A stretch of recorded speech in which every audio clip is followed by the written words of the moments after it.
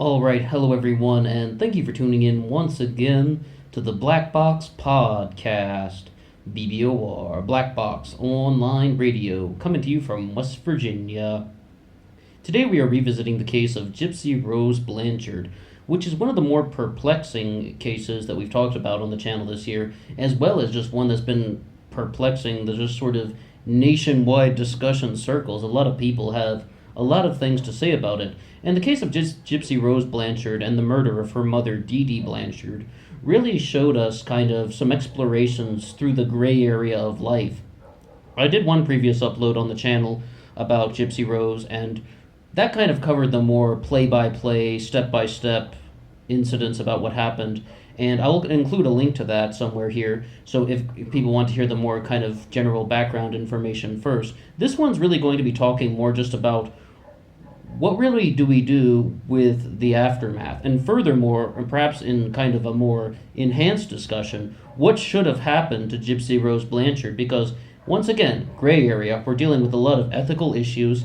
She is someone who participated in the murder of her mother, Dee Dee Blanchard, who had been abusing her for years, a case of Munchausen by proxy syndrome, or I guess Munchausen syndrome by proxy is like how it's more referred to. And the issue, though, is that Gypsy Rose, of course, did not stab her mother. She was hiding in the bathroom while her boyfriend, Nick Godejohn, murdered her mother, but she was involved with the planning process. So it's like, you have to wonder, was the punishment fair, the 10 years in prison that she's getting, or was it unfair in some way? Should she have been given less or more? Let's talk about it a little bit. While I was reading through some of the material and watching a few videos on the subject, I came across a video from Daily Mail TV. I've never really looked at anything from that channel or any videos from the Daily Mail in the past. Of course, I read their stuff online. I mean, the Daily Mail comes up in a lot of searches, but like in text-based sources. But I was watching Daily Mail TV, and Nancy Grace, of all people, was somebody whom they were interviewing about the case. I had no idea that she was going to be a part of the video. I often avoid a lot of stuff from Nancy Grace, but I'm not a big fan of hers, if you can't tell. I don't think many people actually are. She was just everywhere, all over a certain news network, so they turned her into somewhat of a celebrity and a cash cow for a little while. But they were interviewing her. They're talking about the case of Gypsy Rose Blanchard, and they're talking about, was the punishment just? And what Nancy Grace simply said out was, no, she should have been given less time in jail. Yes, she's involved with the plotting of her mother's murder, but she should have been given less time in jail.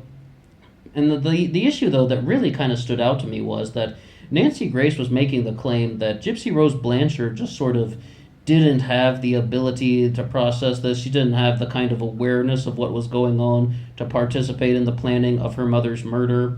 And I was just really kind of blown away by that, because what a lot of people are saying is that Gypsy Rose Blanchard has manipulated us all. She has fooled us all. She is someone who is a victim. There's no doubt about that. She's a genuine victim. And she went through some horrendous things in her daily life, and her personal life, in her entire life. We're talking about years of abuse, decades of abuse. I mean, just dealing with all of these sort of staged illnesses, as well as going through surgical procedures that she did not need. I mean, getting the feeding tube inserted her and then changed multiple times without anesthetic. All of these things, as well as just even the concept of being confined to a wheelchair. And what she says in the interviews, I mean, occasionally that her mother would catch her walking without the wheelchair or walking without the walker before age 7. Remember, she used a walker, not a wheelchair. And just being punished for that stuff, as well as even just like being beaten with a coat hanger multiple times. Horrendous abuses. That's why people are just like, well, what do you do with the punishment? But I was just quite surprised about what Nancy Grace would say, in the sense that she's like, she didn't have the sort of sense of awareness to comprehend everything that was going on. I mean, some people are saying that she was the orchestrator of all this, that she is the one who planned everything. That this was very premeditated and calculated. Quite to the opposite. I just thought it was a very strange line when Nancy Grace was saying that she couldn't have really had the awareness of what was going on, because Gypsy Rose Blanchard is in the bathroom hiding. she's in the bathroom hiding, putting her hands over her ears so she doesn't hear her mother scream. I just have one sort of thing to say about that. Like, well, I mean, this even is going back to something that a teacher once told me about why people commit murder with handguns more frequently than committing murder with stab wounds. Or just like with knives, I should say, by stabbing. I mean, I got my words jumbled a little bit there. It's just more like when you're committing a murder by stabbing someone, you're just going to feel the knife going into them over and over again. And it's just people are so much more likely to murder someone with a handgun or even a firearm of any kind as opposed to stabbing because you're able to do it from a distance. It is much more, it requires less effort, let's say that, without being too gruesome and too graphic. But one of the things is, just because someone is capable of murdering somebody does not mean they would necessarily want to go about it through stabbing, one of the more, once again, gruesome, as well as something where you would just feel the knife going in every single inch into a person's body. And one of the things that we do notice about Gypsy Rose Blanchard, at least the way she presents it in the interviews, is that she did not like her mother. She wanted the cycle of abuse to end. But she still recognized, hey, she's still my mother, and she still recognizes her as part of the family. But it's just that this is a big issue that we deal with Nancy Grace. And it's like, Nancy Grace is somebody who often becomes a little bit more sympathetic to females who are involved with these crimes. I mean, I'm not exactly sure the 100% specific reason. It's just kind of guesswork at that point.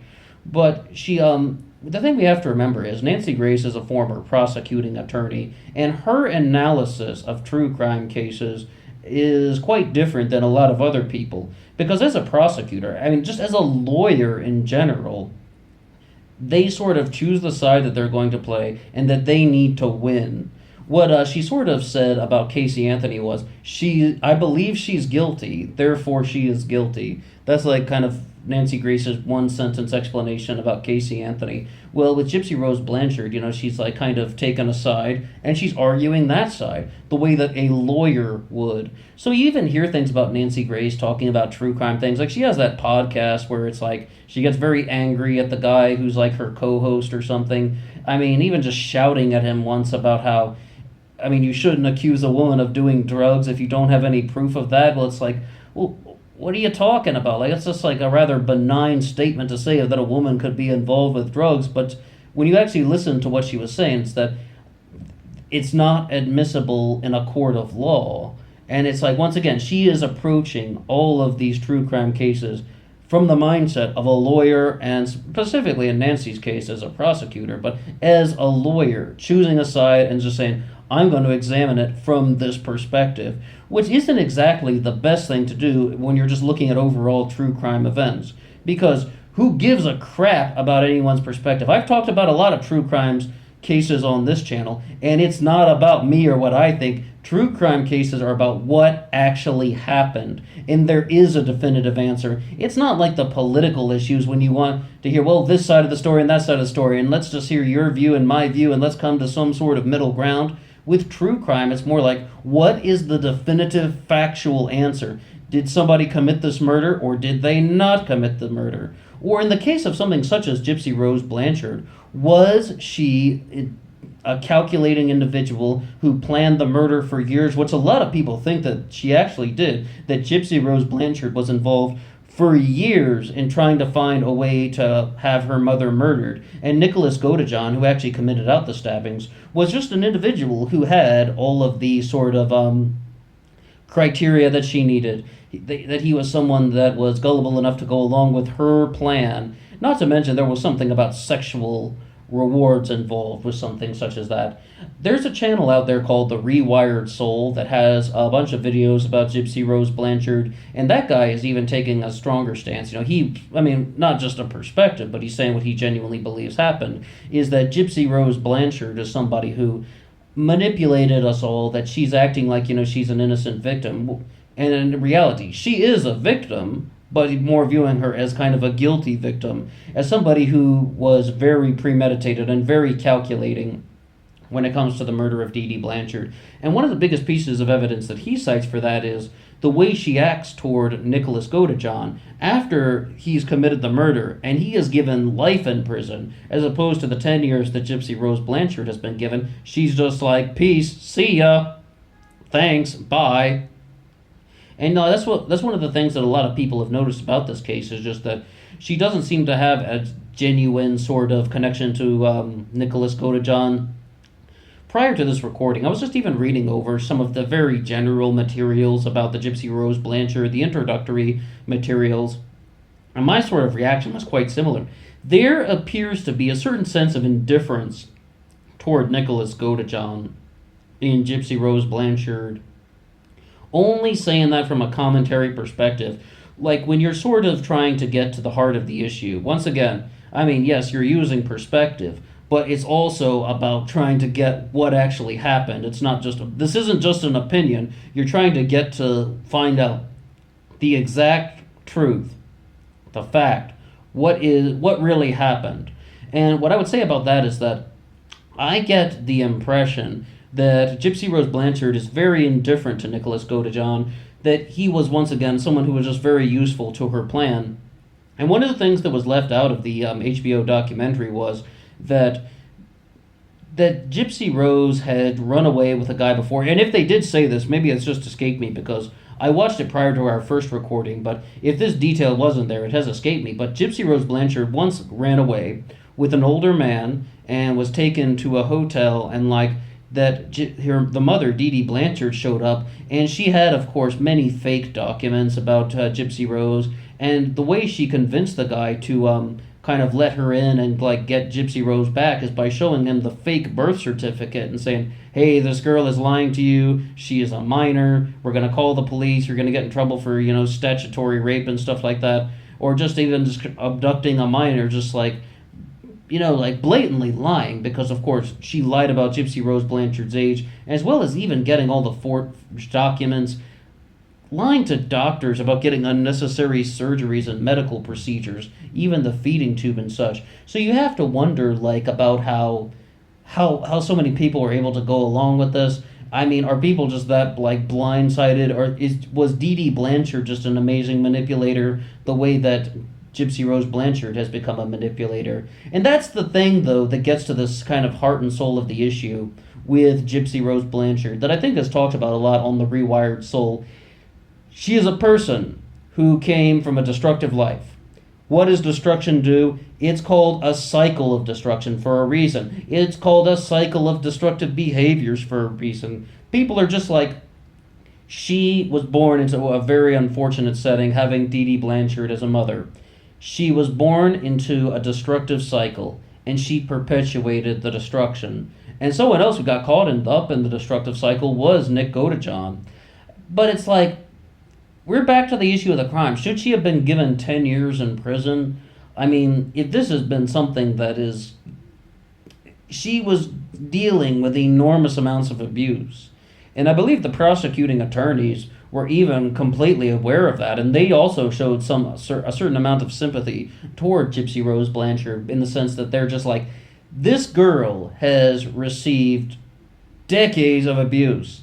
And what's the exact word? Is it extenuating circumstances? Am I using that term correctly? Where they're just like not only extenuating, but also bizarre, extreme circumstances. And this is one of the areas when the lawyer should definitely be asking the court for leniency and just recognizing that, I mean, she is someone who was trying to escape the cycles of abuse. But one of the reasons why I believe that Nicholas Godejohn got life in prison, which seems to be in agreement with a lot of other people, is just that he didn't have to go to the length of murdering Dee Dee Blanchard. I mean, he could have just taken Gypsy Rose with him, and they could have disappeared. And yes, I know that they were afraid of being caught, and I'm sure she told the story about how some other guy tried to do something like that, and the mother found them and took her back. That's one of the reasons why Gypsy Rose was actually so premeditated with the murder. It wasn't only sort of an issue of revenge. It was also something about this was what she perhaps believed was the only way to get out of Dee Dee Blanchard's destructive cycle,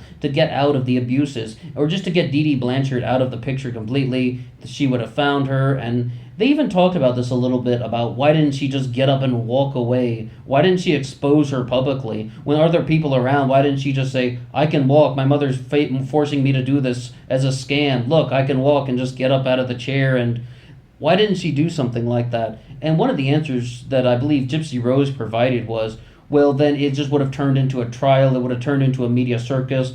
I mean, like, her life would have been turned upside down. And according to Gypsy Rose, she didn't really want to become an enormous public figure. She kind of just wanted to run away with Nicholas Godejohn, but we don't necessarily know if that's true. What the thing that I believe, and once again, trying to actually figure out what's really going on here, is that Gypsy Rose wanted out by all means, even if it meant going to jail. When you're listening to some of the things that she was saying in some of the Dr. Phil interviews, when she's just like, my life's not so bad, I'm going to school in prison, and Gypsy Rose Blanchard, of course, got engaged in prison. So it's like, she is somebody who's just like, hey, this is my ticket out. And once again, she's probably going to do 8 more years in prison, right? And then she is going to be a free person. She'll be in her early 30s when she is released, and then she'll be able to live life free from Dee Dee Blanchard. But at the same time, Nicholas Godejohn will not. He will not be getting out of jail in 8 years. And the Nancy Grace argument for that is just like, hey, he committed the stabbing. He's the one who's guilty of the actual murder. Let him rot in prison. But it's like, the thing is, though, I mean, you really have to wonder, though, someone whose kind of premeditated calculations and manipulations are leading to the death of another person, is it really fair to only give them 10 years in prison? Especially somebody like Nicholas Godejohn, who was suffering from his own mental illnesses at the time. I mean, it's very famously discussed that he had sort of a disorder that was connected to autism, but there's even the possibility that he had dissociative identity disorder. I'm trying hard to pronounce that one correctly, because there was that one documentary on Netflix that's encouraging us to say it's not dissociative identity disorder, it's dissociative identity disorder. All right, I'm practicing. I said that wrong for 15 years. Thank you, Netflix, for teaching me a new word. Applause. Now it's like, when we're dealing with Nicholas Godejohn, should that have been taken into account, that he had some sort of sense of, talking about lack of awareness, talking about not having the ability to kind of make proper decisions. Some guy who definitely has very blatant and obvious mental disabilities, why wouldn't that be taken into account as well? I mean, I guess I'll just be blunt and sort of say it. I think that the punishment for Nicholas Godejohn is also too extreme. I mean, he was given life in prison, right? And I believe that there's some kind of circumstances surrounding that. There's some sort of issues with that one as well. But it's like, with Nicholas Godejohn, I believe that sentence was too extreme. They could have given him something less than that. But at the same time, he did commit the murder, and everybody agrees with that. And on the other hand, you cannot just give people a light sentence when they murdered someone, especially very, very blatantly stabbing someone multiple times. I mean, this isn't something where it's just like an accidental death that got out, or a situation that got out of control. I mean, this was definitely something that was planned and orchestrated. And perhaps the sort of attorneys would be looking at it that way, when they would sort of be like, Nicholas Godejohn is someone who should have had the mental faculties to know right from wrong, and to know that what he was doing was kind of out of line, and to know what he was doing was only something so he could be with his girlfriend, and so that he could just get Dee Dee Blanchard out of his life, so he could also increase his own sex life. I mean, there's a lot of sexuality that is tied in to Gypsy Rose Blanchard and Nicholas Godejohn. And one of the things is, even like shortly after the murder, they went to a motel room and had sex. It's just like, that's why I think that stuff like that sort of hurts the credibility of Nicholas Godejohn. But at the same time, life in prison, and Gypsy Rose Blanchard would only be serving 10 years. At the same time, though, I would also want to kind of ask you guys, what do you think about this case? What do you think should have happened to Dee Dee Blanchard? I mean, like, And really, I mean, I misspoke there. I should have said, what do you think should have happened to Gypsy Rose Blanchard? Do you believe that the punishments that were given to her were fair, or that she should have had less time in jail, more time in jail? What do you think should have happened to Nicholas Godejohn? Should he have been given life in prison?